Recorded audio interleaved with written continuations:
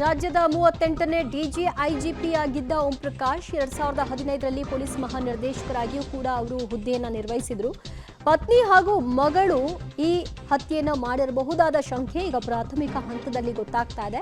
ಅದಿನ್ನು confirm ಆಗಿಲ್ಲ. But still ಇನ್ಸಿಡೆಂಟ್ಸ್ನ ಗಮನಿಸಿದಾಗ ಪೊಲೀಸರು ಈ ಅನುಮಾನವನ್ನು ವ್ಯಕ್ತಪಡಿಸ್ತಾ ಇದ್ದಾರೆ. ಜೊತೆಗೆ ಓಂ ಪ್ರಕಾಶ್ ಅವರ ಪುತ್ರ ಕಾರ್ತಿಕೇಶ್ ಮನೆಯಲ್ಲಿ ಇಲ್ಲದ ಹೊತ್ತಿನಲ್ಲಿ ಈ ಘಟನೆ ನಡೆದಿದೆ ಎನ್ನುವಂತಹ ಮಾಹಿತಿ ಕೂಡ ಲಭ್ಯವಾಗ್ತಾ ಇದೆ.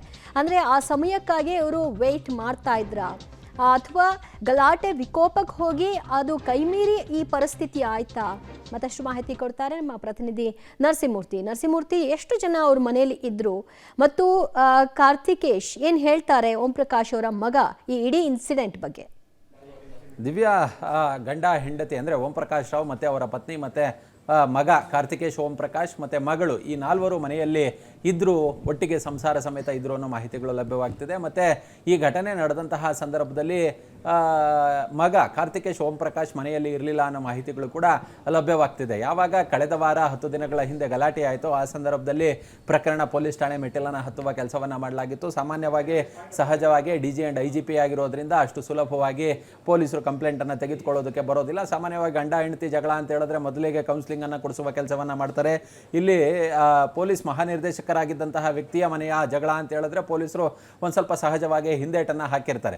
ಹೀಗಾಗಿ ಗಂಡ ಹೆಂಡತಿ ಜಗಳ ಪೊಲೀಸ್ ಸ್ಟೇಷನ್ ಹತ್ತದಂತಹ ಸಂದರ್ಭದಲ್ಲಿ ಹೆಂಡತಿಗೆ ಅಂದರೆ ಓಂ ಪ್ರಕಾಶ್ ಅವರ ಹೆಂಡತಿಗೆ ಒಂದಷ್ಟು ಸಮಾಧಾನವನ್ನು ಮಾಡಿ ಪೊಲೀಸರು ಕಳಿಸುವ ಕೆಲಸವನ್ನು ಮಾಡಿದ್ರು ಅನ್ನೋ ಮಾಹಿತಿಗಳು ಲಭ್ಯವಾಗ್ತಿದೆ.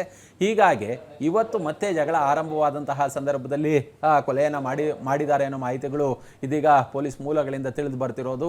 ಪ್ರಾಥಮಿಕ ಹಂತದಲ್ಲಿ ಇದೀಗ ಅವರ ಮಗಳಿರ್ಬೋದು ಮತ್ತು ಅವರ ಹೆಂಡತಿ ಇಬ್ಬರನ್ನು ಕೂಡ ವಶಕ್ಕೆ ಪಡೆಯಲಾಗಿದೆ. ಗಲಾಟೆ ಆಗಿದ್ದಂತಹ ಸಂದರ್ಭದಲ್ಲಿ ಮಗ ಕೂಡ ಇರಲಿಲ್ಲ. ಇದೀಗ ಮಗ ಕೂಡ ಮನೆ ಬಳಿ ಬಂದಿದ್ದಾರೆ ಅನ್ನೋ ಮಾಹಿತಿಗಳಿದ್ದಾವೆ.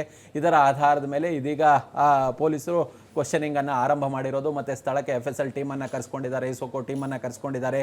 ಅವರು ಕೂಡ ಒಂದಷ್ಟು ಇನ್ವೆಸ್ಟಿಗೇಷನನ್ನು ನಡೆಸ್ತಿರೋದು.